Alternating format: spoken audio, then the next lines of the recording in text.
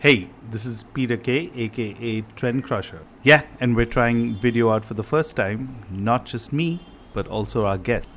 Earlier this week, I spoke to Nico, the guitarist of American metal act Kardashev, and they have their new album out via Metal Blade Records. It's called Liminal Rite. Now, since we're doing this on video for the first time, and I'm sure you definitely want to keep track of the cool interviews that will be coming up regularly, hit subscribe right below. You'll see the big red button. And so here's my chat with Nico from Kardashev. Hey, Nico, how's it going? It's good, Peter. How are you doing today? I'm doing well, man. And I want to first start off by congratulating you on the release of your second album, Liminal Rite, which is actually out today on Metal Blade Records. How does it feel? It feels great. We've been working on this record for about 2 years now, and it feels really good to finally have it out there, although it's busy. Yeah, I can imagine. I mean, like, first of all, I must appreciate and say thank you for taking time to talk to me today because, I mean, it's release day at the end of the day. After Mhm. working on an album for 2 years and stuff, I'm sure you just want to, like, just get a day off and I want to, like, kind of just ask you a very basic question. Do you all normally have, like, a release day ritual? Oh, a release day ritual. No, but we totally should. Usually the release day ritual is just a lot of coffee and a lot of anxiety trying to get back to everybody and show the appreciation to people for just being excited about the album or being critical of it. So, Yeah. No, and I definitely am glad you brought this up right up front because that's one of the things I want to like unpack in our chat, right? Is one thing I've noticed about the band is that you guys are very close to your audience. And I think yeah. that's something that has completely changed over the years in metal, especially in a year like 2022, right? hmm Yeah, you're absolutely right. The internet and subsequently, the pandemic and things like that have sort of allowed bands and fans to grow a different kind of relationship than just that sort of parasocial fandom where you'll never actually meet or have a conversation. So it's really nice in that way. Yeah. And I'm glad you said the pandemic because I didn't want to be the one bringing it up because after the last couple of years that we had, the last thing you want to kind of dwell upon or get into it. But one thing Yeah. I just found out about you, and I think this will be something interesting for our listeners, is something you share in common with, I'm sure, a lot of metal fans is the love of cats. Absolutely. Yeah. In my free time, I go above and beyond and try to take care of people's animals, but I particularly love cats. I think they're adorable. And like people can have an opinion about cats person, dogs person, or whatever, but like at the end of the day, I think cats are better. So Awesome. yeah. And even if you think about it, cats are metal also, right? Dude, they're totally metal, bro. Yeah, they're ferocious. Okay. Now, I know you might be kind of tired to death of answering this question, but I'm glad at least I'm speaking to you from the band because from what I did research, you're the one who actually coined the term death gaze. Now, Yeah. before diving into what death gaze is and why death gaze, I want to get a quick reaction from you. Do we really need another metal subgenre? No, absolutely not. We do not need one. But there are those people who love specificity, and I'm that kind of person. So I'm always trying to find where I fit in. And I think that Death Gaze made sense at that time. Okay, so like for somebody who has never heard of Kardashev or have no idea what death gaze is, how would you just break it down? I would describe Kardashev as a mixture of death metal and like post rock or shoegaze. That's kind of the way that I would pitch it to someone on an elevator who I don't know anything about. But if I knew this person was a metalhead and they were familiar with the fascination of subgenrifying every single band they come across, I would try to explain to them that the blend is more like death metal, deathcore, black metal, atmospheric black metal, and then somehow arriving in the post rock realm all at the same time because we pull a little bit from each one. So Death Gaze kind of makes sense to that person. But I mean, one of the things I always enjoy talking to bands is just like, especially with metal, right? It's not that you've got someone who says, okay, here's the songs, now you play it, or you get like, ghostwriters or things like that, right? It's actually jamming, getting together. In the last couple of years, just like possibly sharing Guitar Pro or like certain like files, Dropboxing or whatnot, Google Drive, whatever you prefer. How did they all kind of amalgamate all of these sounds that you had? Because I can distinctly see that I guess it's coming from different band members Mhm. also. Am I correct? Yeah, you're absolutely correct. Working from home has always been part of the way that we function. Our drummer lives in Canada, and the rest of us live in the United States. So we always kind of have had this need to share files digitally across the internet. So it's really ingrained in how we write all together. But what's really unique is that each of us has a different background of musical interests and also life experiences. I myself pull a lot of musical interest from classical music all the way to like scores for movies. That's kind of where I get a lot of my musical love. Whereas our singer Mark, he has like folk music and he has Ah, pop music that inspire him. And our drummer and bassist, they have their own versions as well, but we bring a little bit of each of that and eventually we wind up at our sound. okay. So now that you kind of break it down, you can Yeah. actually see it there. And what I love about just Kardashev, right? And that's why I was very keen on having this chat with you, is just how seamlessly it all melds, right? I mean, I know definitely this is a band that you would enjoy, Alcest. Oh, yes, Uh, of course. I Niche is mean, beautiful. yeah, and so I had the great fortune of watching them live a few years ago here in India, and I'm telling you, it's like there's something about listening to these music or these tracks, and you kind of imagine it and you play it in your head, and then when you finally watch it live in the right experience, because it was just about dusk, so you know it's not too dark but it's not too bright, and then you've got the band playing in there, and at some point you're just like Oh, lost in that sound.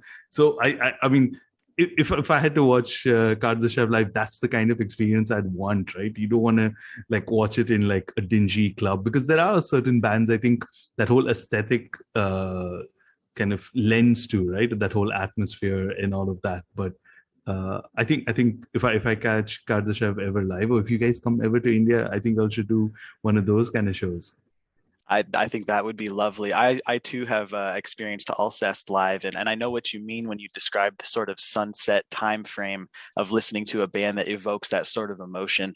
I think I agree with you. I think that Kardashev would be best suited not for like a club or maybe continuous circle pitting and mosh pitting, but maybe more akin to like watching an orchestra, right? You can kind of sit down and just like take it in and not worry about getting beat up from the side or something. Okay. Let's dive straight into it, because I know now we've kind of warmed up everyone with just what Kardashev, where you guys come from, the death case sound. Let's dive straight into Liminal Rite. Okay. Just break it down for me. I mean, because like when you're talking about 2 years, again, we can't get away from talking about the pandemic. Mhm. Let's get the elephant out of the room. How much of just dealing with the pandemic had an impact on the album?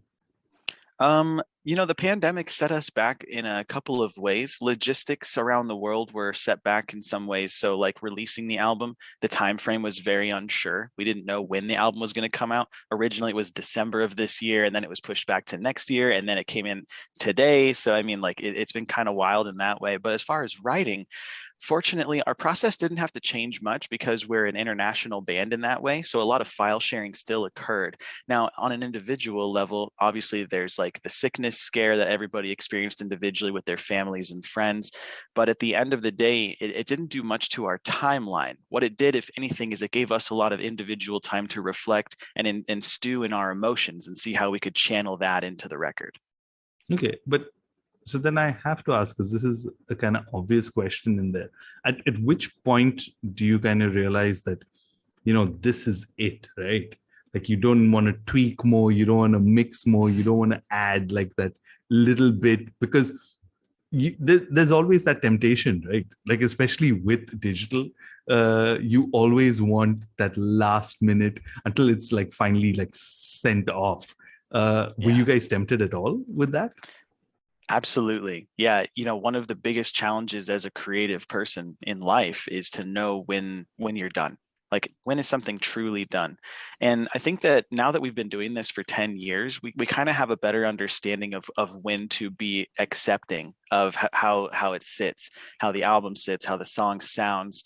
And one thing we were afforded thanks to working with Metal Blade was being able to all travel together, albeit in the pandemic. We got to travel to the mixing studio in Knoxville, Tennessee, to see the album finished. So we were there in the room with the engineer, making sure that it had all of the sounds and qualities that we hoped for it to have upon release. That was one of the best opportunities to make sure it was finished. Okay. So I'm gonna tap into just the whole thing with Metal Blade in a bit. So Sure. hold that thought for now.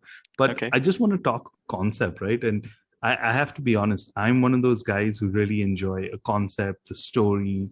I don't just like kind of listen to the music and leave it there. Like I want to go beyond that also. And Yeah.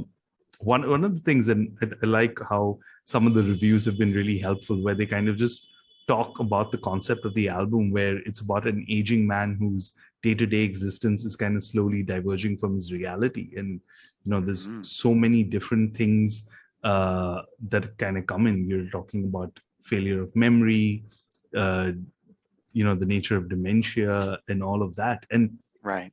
like that's not easy stuff, honestly, right? And Mhm. at least if I get it right, and please correct me, is that the story came first, then the music came, or how did you guys kind of go about that?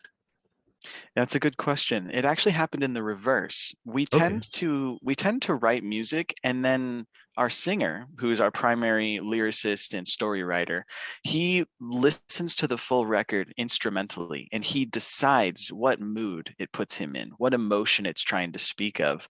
And in this case, when he was listening to a good portion of the finished record, he decided that it sounded like it would facilitate the story of a person who's going through a struggle. It's got a melancholy vibe, it's got heavy moments, it's got light moments.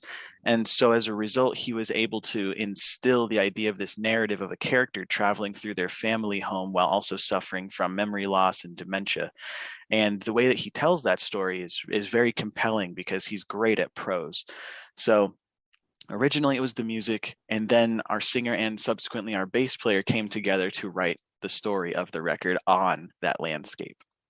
Wow. I mean, that Yeah. that's quite a fascinating way of kind of working with it. And it's kind of like now you're completely making me think about the record differently, right? Because Oh, okay. I mean, I was having this chat earlier with someone, and I say I really like bands who just put out the instrumental version of their album, like just the Mm-hmm. instrumental tracks, because just the instrumental can kind of put you in a completely different mood. And I think that's exactly what you're talking about. You're saying a Mark kind of going through that.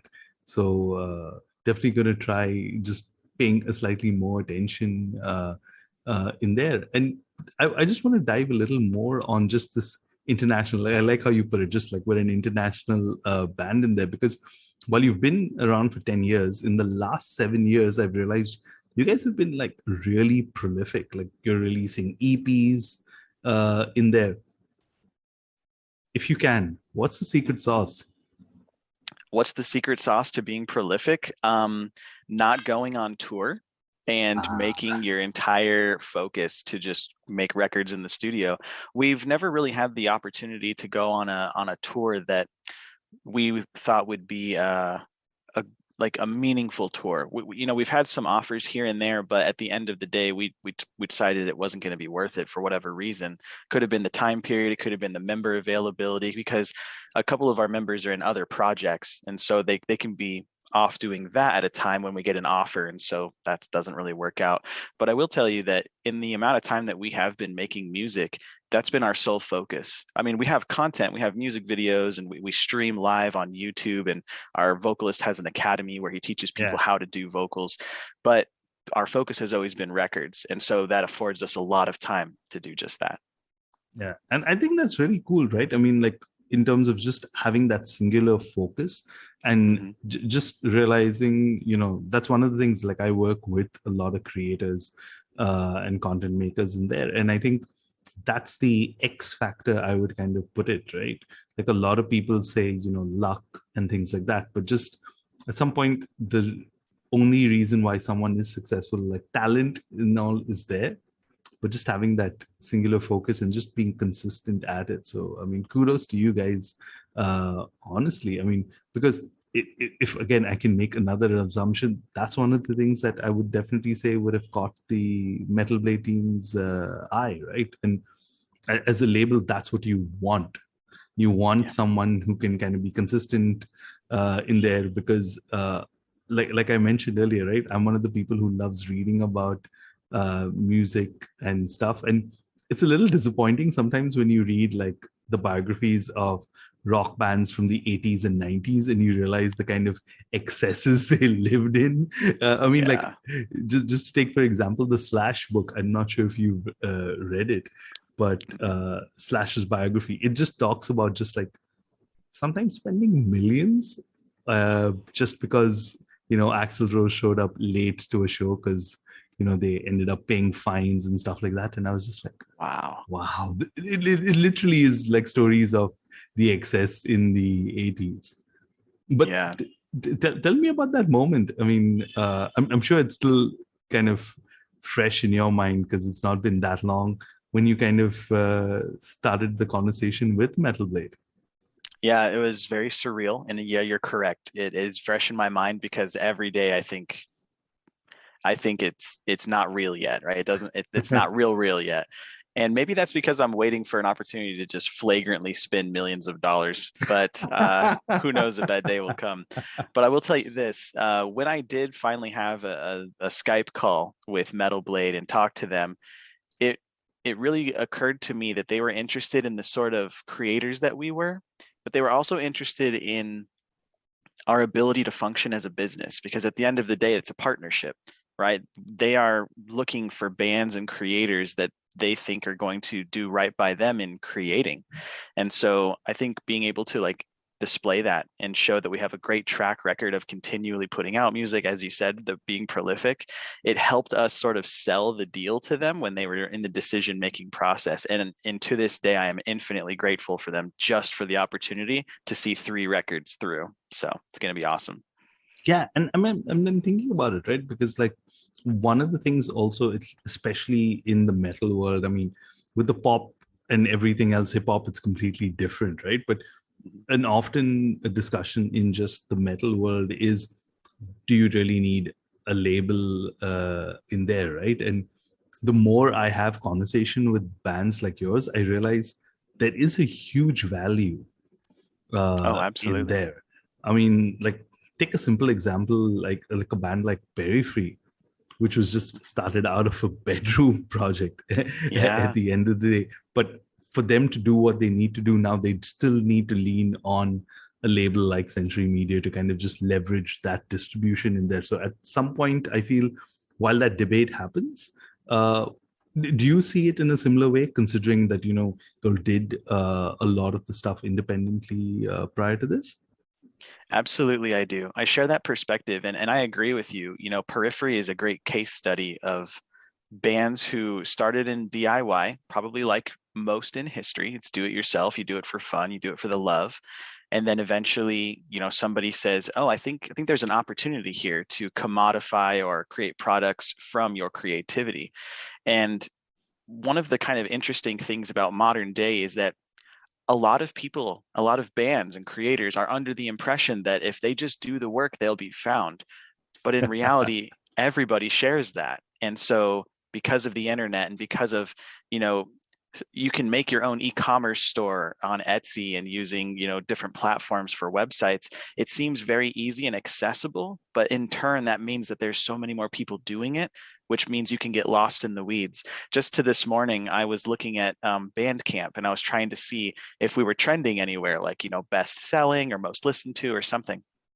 And I went through 3 genres of metal. I went through death metal, progressive metal, and then one other one I can't remember. And I looked and we were nowhere to be found on the first 20 pages, but all of these came out on the same day. And I was thinking to myself, this is amazing. So much music is being made. And yet here we are, even on a record label, still not on the first 20 pages. So it's kind of an uphill battle in that way, unless you're absolutely noteworthy. If you're doing something novel, I think you'll stand out either way. Okay. I have two follow-up questions Sure. to what you said, right? First, I think this is a pet peeve, but I want to see if you also face it. Is Okay.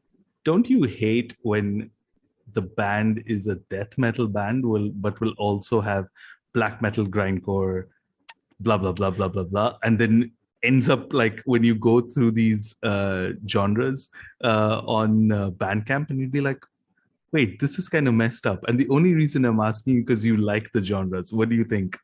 Have you Um, come across that?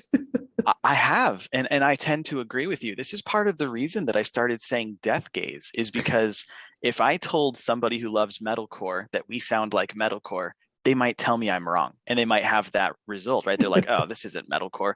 Same thing is true for deathcore, black metal. I mean, as you go along, if they're not truly that, where do they fit in? So I just said, I'm going to make up my own, because nobody else can tell me that we're not death gaze, because as far as I know, I'm the only one, because I made it up, right? And Yeah. that's kind of where I was coming from with that. So I agree with you.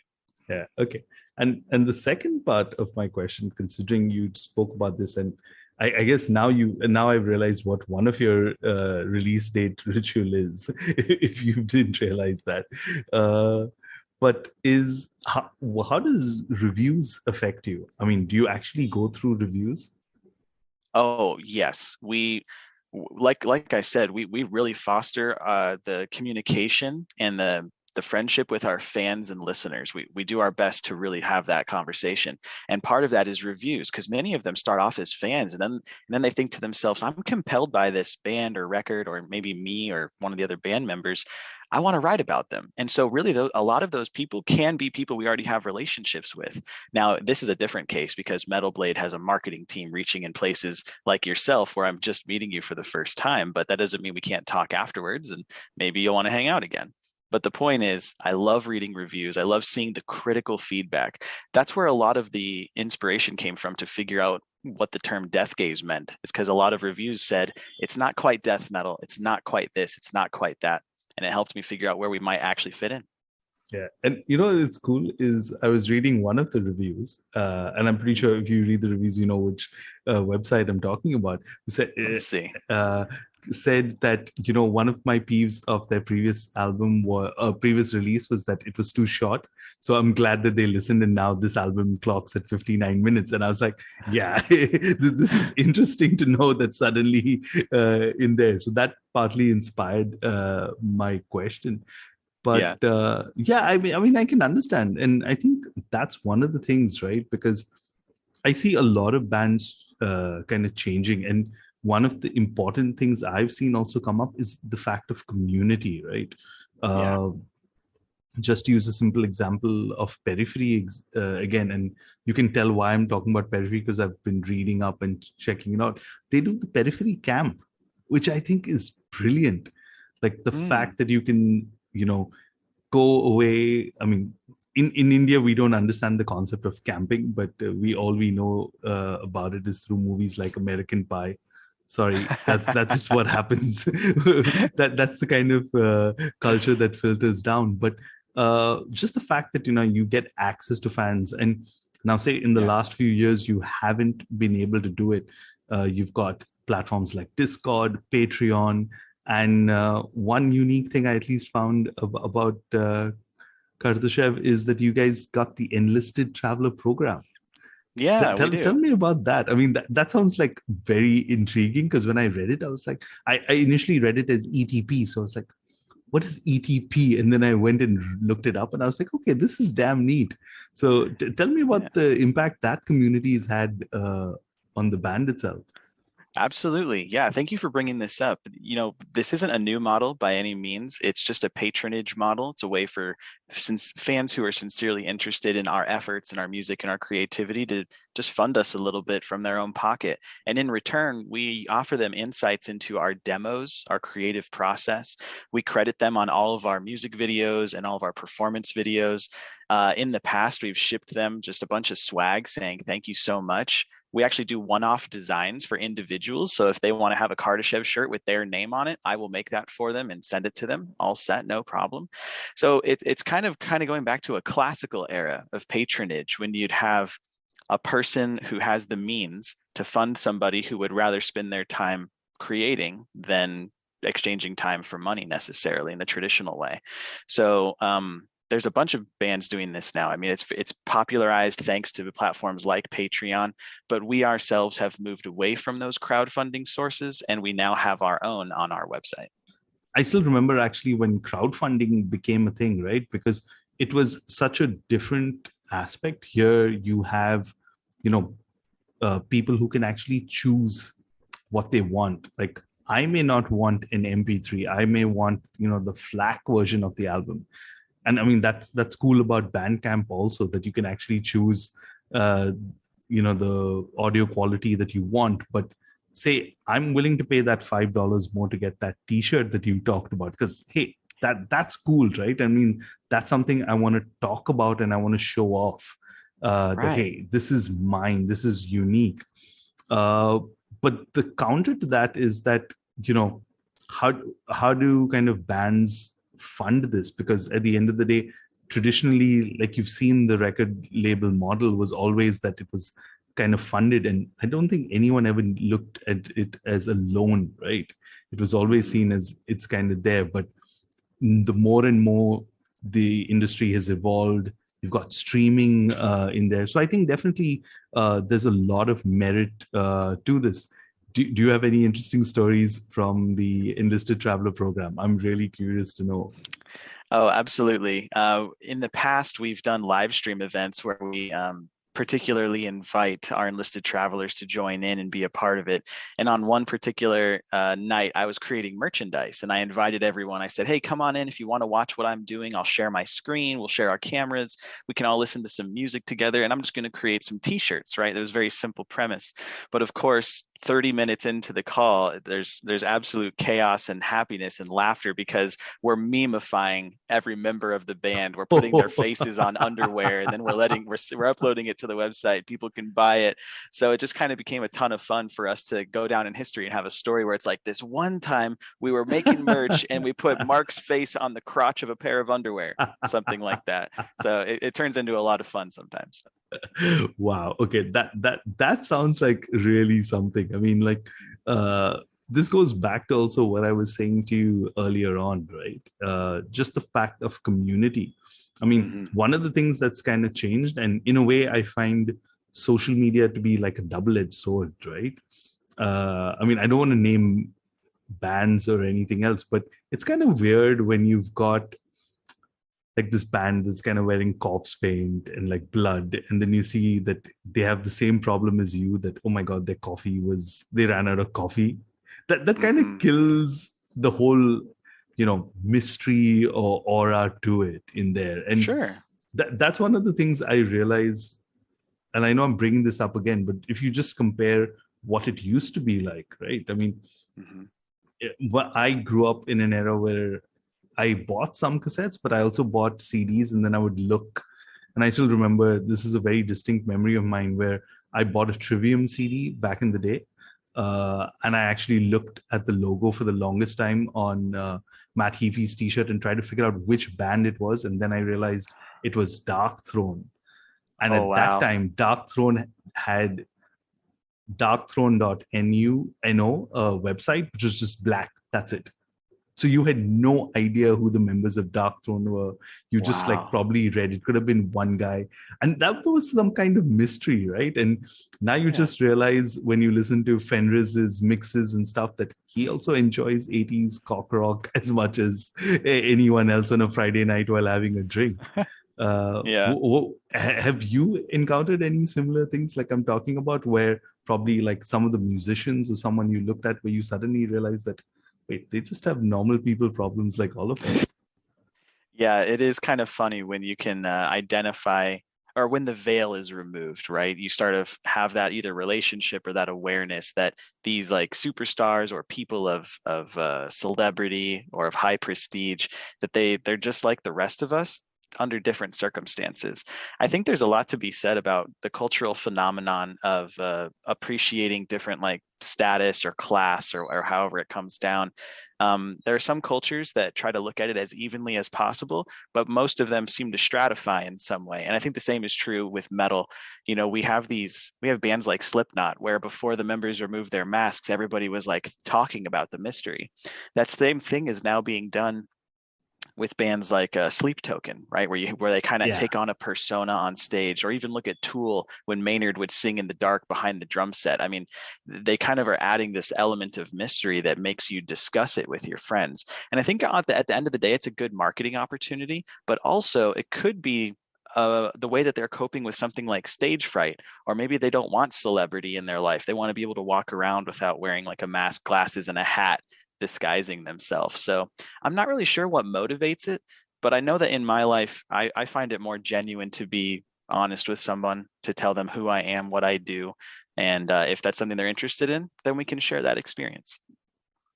Your gig that you talked about. Now, going back to what we talked earlier, you've got such a variety of kind of music that you'll come from and backgrounds that you'll come from.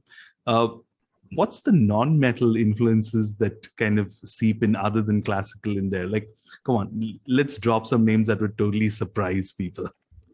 Okay, names that would surprise people. Okay, here you go. Top three for me that are not metal. I would say Lorena McKennitt. Okay. I would say Imogen Heap. Wow. And I would say Little Tybee. Wow. Yeah, these are nowhere. Well, I mean, yeah, they're nowhere near the metal spectrum. It's like new age music. It's like kind of like mathy folk music. And then Imogen Heap. It's like electronic pop, right? It's like none of these enter the metal spectrum, but I appreciate them in ways that I think I can adopt into our music. Yeah, and Emoji in Hip is really cool. In 2011, actually, she performed here in India, and I don't Mm. know if you've seen the TED Talk or one of those talks that she did with the whole. Yeah, that was not, she actually performed live with that. That was just like Oh, insane. really? Yeah, she did one song, Yeah. and that was just like crazy, right? Just to watch. And I think like there's something to be said for like non-metal that metalheads enjoy, right? Because there's a certain kind of thing that you do. I mean, like just taking the Laura McKenna example, I Mhm. find sometimes blues, jazz, um, even country musicians to be far more metal than actual metal musicians, right? Because they're just so badass when you think about it, just the way they look about things and their attitude towards their music, right? Sure. I It could see blows that. my mind. Yeah, it blows my mind because I was like, some of these guys, like, I mean, take the most common story, which is the Robert Johnson story, right? I'm Where not he familiar with this one. where it said that he sold his soul in to the devil in exchange for his talent. It's Oh, crazy. Yeah, it's one of those. I mean, I don't know. Again, it's whether it's an urban myth or not. But when I listen to that story, I'm just like, fuck, that's metal, right? That's far more metal than a lot of the black metal musicians that you think about. yeah, it's a pretty cool story. Yeah, yeah. But I have to ask. I mean, since you said non-metal, uh, is it always like? How do you kind of like spend your time in terms of metal music versus non-metal music? Is there like a mix Hmm. or? Yeah, that's kind of interesting. I haven't reflected on that in a while. In the past, I was enthralled with metal when I was still discovering it and I was still identifying the nuances of the different subgenres and what qualified them to be categorized as such. But lately, and probably for the past 5 or so years, I'm not really compelled by sifting through metal, by listening to playlists and hoping that I'll find something that catches my ear. Instead, I really depend on friends and fans who come to me and they say, I think you would like this. There's something about that when you know a person and you have that relationship to sort of take their recommendation sincerely. because oftentimes the algorithm will show you something where you're not quite sure that it's going to be worth it. And that seems to be the trend, at least in my experience. So like, again, I listen to mostly non-metal these days. Okay. And that's interesting that you say, right? Because I have similar friends also. Like they'll just send in this like, in case you haven't already heard, because I'm sure you would have already heard of these bands, or just sending those. And I think that's the old school algorithm. Like I've kind of curated these friends in these people. So Yeah. I have to ask you, what's at least the last couple of bands that you've been recommended that you just kind of blew your mind? Ooh, this is a great question. If you give me like 3 seconds, I'll pull up my my playlist and I'll just most recent, I'll tell you. Let's see here.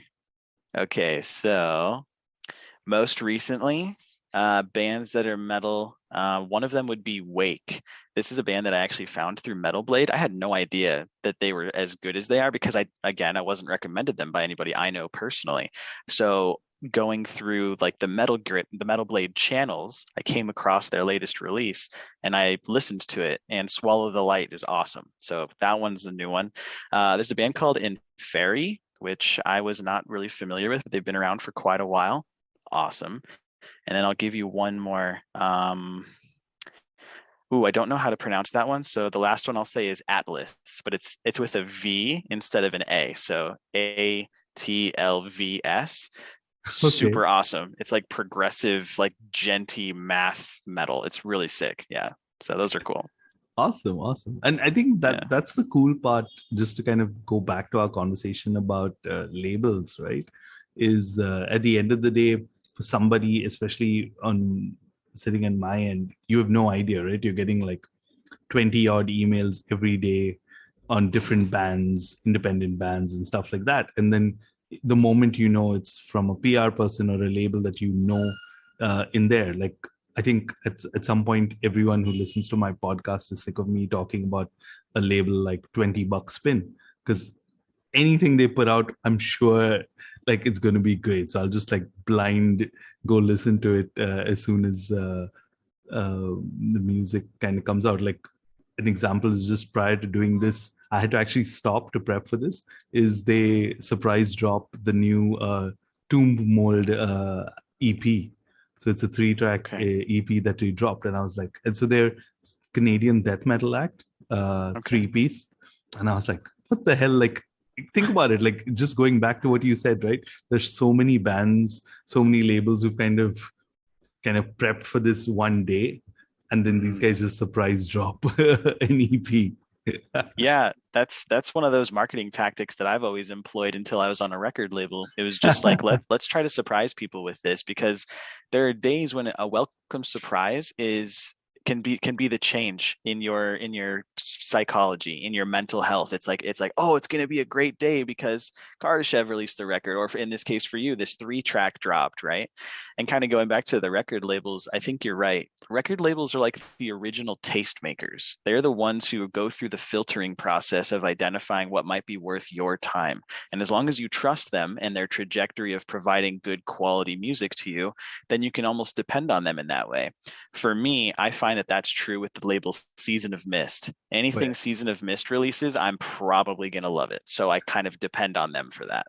Okay, that's nice. And thanks for sharing the bands, because I think that's one of the cool things also, right? Because sometimes I feel with musicians, because it's like metal all the time, you kind of need that switch.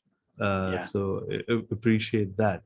But it's been great talking to you, Nico. I think I can go on, and this is one of those cool things about chats like this. Like you can just possibly go on. So I'm going to just be mindful of the time.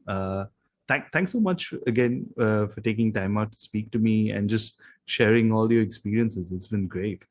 No problem, Peter. Thanks for having me on Metal Wanderlust. Awesome. Yeah, and that was Nico from Kardashev. Definitely check out Liminal Rites. We'll leave the link to the album if you haven't already. Great album for those of you who are into post-metal and, well, death gaze. Now you know where that term came from. But like I said at the start, if you want to keep a track of the interviews that we're doing like this on video, hit subscribe right below, and I'll see you next time. Cheers.